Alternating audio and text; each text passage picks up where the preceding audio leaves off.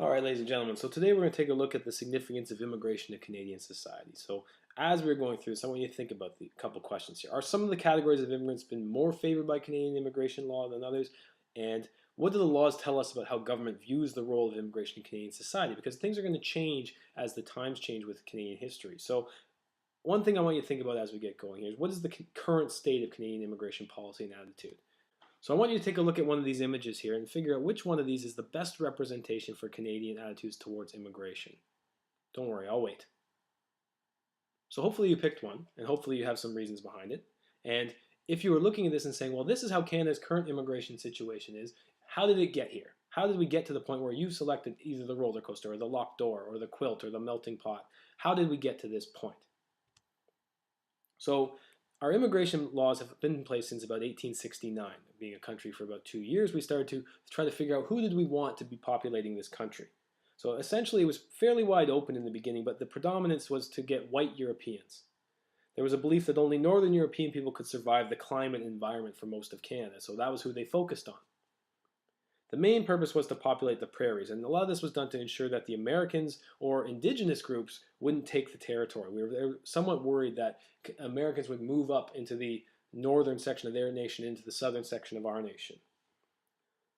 The Immigration Act of 1869 primarily focused on ensuring the safety of immigrants during their passage to Canada and protecting them from exploitation upon their arrival. It wasn't really about restricting who could come here or who could not come here.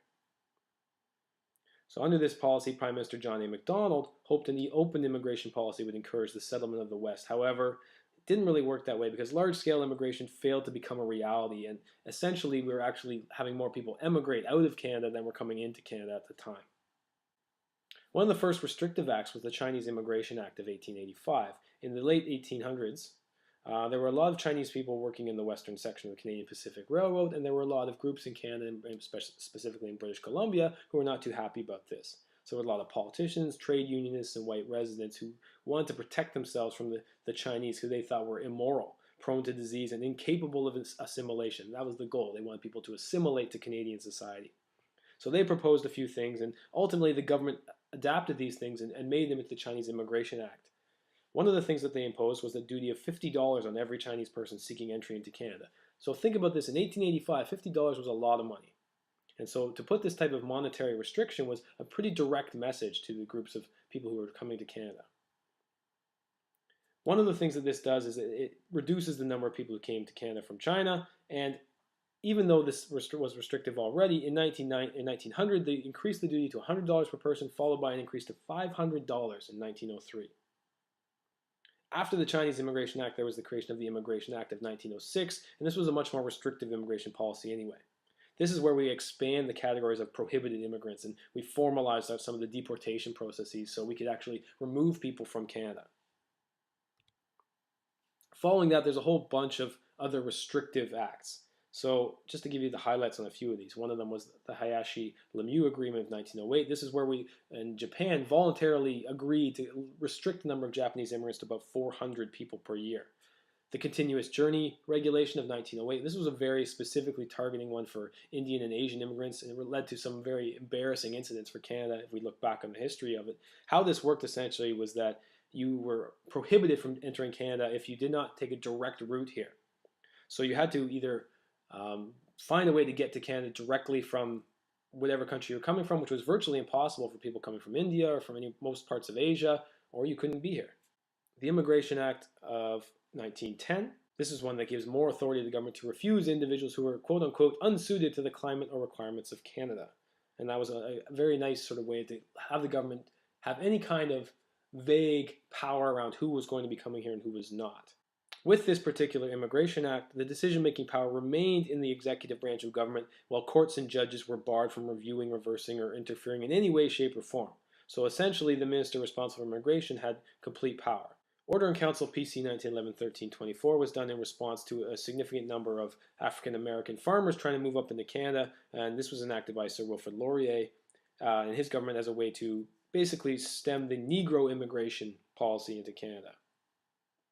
The Naturalization Act of 1914 gave us much more stringent requirements for naturalization in Canada. So to be approved for a certificate of naturalization, immigrants were required to live in Canada for 5 years, possess adequate knowledge of French or English, and exhibit good moral character. Again, a very subjective term which allows the government tons of leeway to decide who's here and who's not. The Secretary of State held absolute discretionary powers to grant and withhold certificates, and there was no recourse for appeal. So if the Secretary of State decided that you were not of moral character to stay in Canada, you had no way to appeal this decision.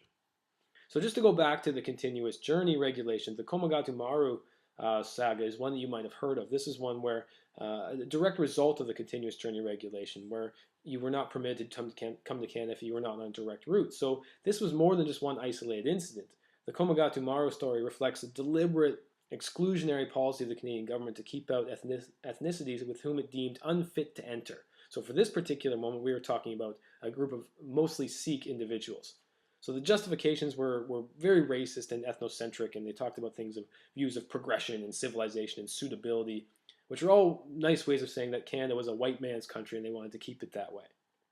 So with this particular incident, in May of 1914, May 23rd if you want to be specific, a crowded ship arrives from Hong Kong carrying 376 passengers, most of whom were immigrants from Punjab, which is the British India. They arrived in Vancouver, and they were hoping to join or to enter into Canada.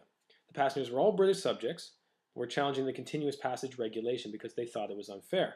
They stated that the immigrant must come from a country of their birth or citizenship by continuous journey and on through tickets purchased before leaving the country of their birth or citizenship, which of course is the regulation.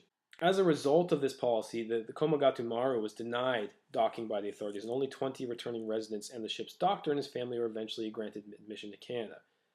2 months they stayed in the harbor in Vancouver, waiting for some sort of admission to Canada, but it never happened. The entire time they were waiting in the harbor, they were being watched by the Canadian military.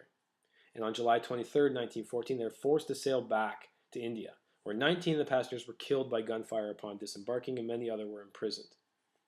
Ultimately, this was a pretty embarrassing moment for Canada and didn't reflect the sort of multiculturalism policy that we've, of course, adopted much, much later on, and to the point where we actually apologized for this. Prime Minister Justin Trudeau apologized for this in May of 1916. Other policies that have been very restrictive, we had the Immigration Act Amendment of 1919. This was much more restrictive in regulation. This is in response to post-war economic downturn, labor unrest, and growing anti-foreign sentiment. So immigrants from enemy alien countries were denied entry, and the restricted categories of political dissidence were expanded. So we didn't want communists for the most part. We didn't want people coming from Germany. We didn't want anyone who could have been potentially an enemy alien. The Empire Settlement Act was supposed to bring in a lot of British citizens, but it didn't really do that. It brought about 165,000. It was supposed to initially bring in millions, but it never actually happened like that. The Chinese Immigration Act of 1923, if you thought the Chinese were going to be left alone, they weren't. This was a much more restrictive act than even the previous ones had been. Essentially, to be admissible into Canada, the entrance duty requirements were repealed, but admissible Chinese immigrants were limited to diplomats and government representatives, merchants, children born in Canada who had left for educational or other purposes, and students while attending university or college. So what does that all mean? That means that between 1923 and 1946, only 15 Chinese immigrants came into Canada. 15. Think about that. The railway agreement allowed for the railway companies to bring in people who had been previously designated non-preferred nations in hopes of populating some of the areas around the railroads. The Order in Council PC 1931-695, this is one that gives the government tighter immigration admission policy and one of the most strict possible regulations that they could make. This was, of course, in the introduction of the Depression, so the limits were put in place for protectionism in terms of Canadian economy, Canadian social structure, and all these other things that they would have justified by the economic depression. The Canadian Citizenship Act of 1947 created the category Canadian citizenship and allowed residents of Canada to obtain citizenship regardless of their country of origin. So prior to 1947, individuals born in Canada and naturalized immigrants were classified as British subjects rather than Canadian citizens. And this new act established the criteria for obtaining citizenship and outlined the circumstances under which citizenship could be lost or revoked. So again, it's the government taking more control over who could be or who could not be a citizen of Canada. The Immigration Act of 1915 was the first new immigration act since 1910. It wasn't a huge departure from prior legislation, as it largely just codified existing practices and the framework from which the government could enact additional orders and regulation. The primary effect here was to reinforce the powers of the governor and council and to invest the Minister of Citizenship and Immigration with very broad discretionary powers over admissibility and deportation, which again is a good and a bad thing, but mostly it's done to protect who was coming into Canada and who wasn't. However, despite the fact that there were several decades of discriminatory practices, we start to see a new direction appealing in 1962.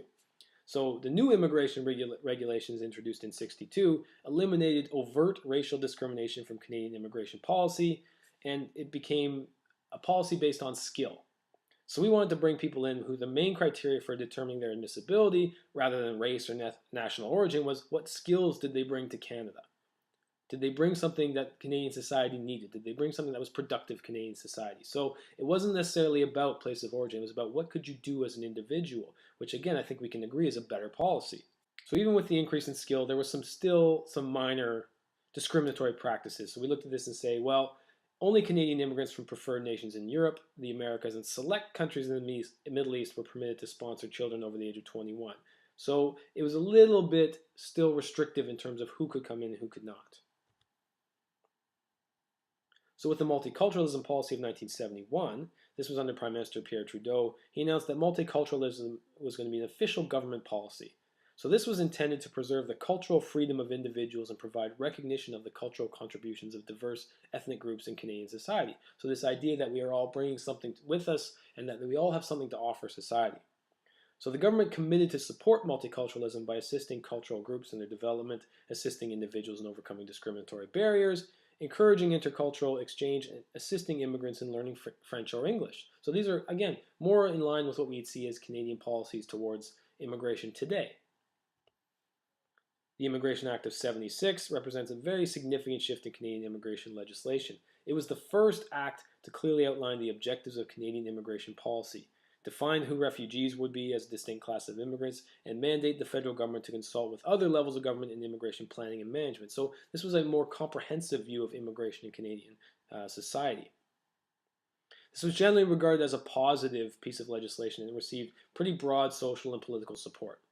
The Multiculturalism Act of 1988 provided a legislative framework to the existing policy of multiculturalism and expanded its focus. This, of course, is after the Charter has been enacted, so we have a basis for which to build other policies and legal acts. So this was about reflecting the racial and ethnic composition of modern Canada. With this act, we sought to protect the cultural heritage of all Canadians, reduce discrimination, and encourage the implementation of multicultural programs. This was done as the first country in the world to pass national multiculturalism law. So since we've decided to do away with most of our unfair and racist selections laws, how do we actually decide who gets into Canada? Well, we came up with a point system. We have a point system whereby potential immigrants are awarded points based on the needs of society. So remember, we focus on skill. Well, we need to know what skills we're looking for. So you're awarded points in 6 selection factors: your English and French skills, your education, your experience, your age, your arranged employment, and your adaptability. You need to get a total of 67 points to be eligible to be an immigrant to Canada. It doesn't guarantee you get in, but it makes you eligible. So each section has a maximum number of points, and you get as many as you can to get to 67 out of 100. This is designed to help Canada attract immigrants that are believed to be the most used to Canadian society. However, for example, there's still some restrictions here. So we think education is a great thing, and I think we would all agree with that. But if you have a PhD, it is worth 25 points, only if you have one in the field that we're looking for. We are looking for the fields of medicine, veterinary medicine, dentistry, podiatry, optometry, law, chiropractic medicine, or pharmacy. If you have a PhD, you're a doctor of philosophy, you're out of luck. Doesn't work that way. That's not what we're looking for. So we do have some flexibility to change with these things based on the needs of society. So if Canada all of a sudden needed many more bridge builders or engineers, we could change that so they would be awarded more points. This would allow us to bring in more people who would be more useful to Canadian society than some of the other groups that we might not bring in. So what's the next step? How does Canadian immigration policy change, and what does this mean for our society? We already know our birth rate has dropped to the point where we need immigration to sustain our population levels and to grow. So what is it going to look like? Are we going to be the melting pot of the United States? Are we going to be the multicultural nation we think we are? Are we going to go back to restrictive policies? What are we going to do? There have been talks about some of the things that we could do in terms of looking at Canadian values and Canadian character, and we'll look at that as another step of this lesson. But what is it going to look like in Canadian society? How will this change in the future as our population continues to drop? This is a question that demographers and social scientists will need to examine, so I'm leaving that to you. Think about that in terms of what does this mean for Canada going forward?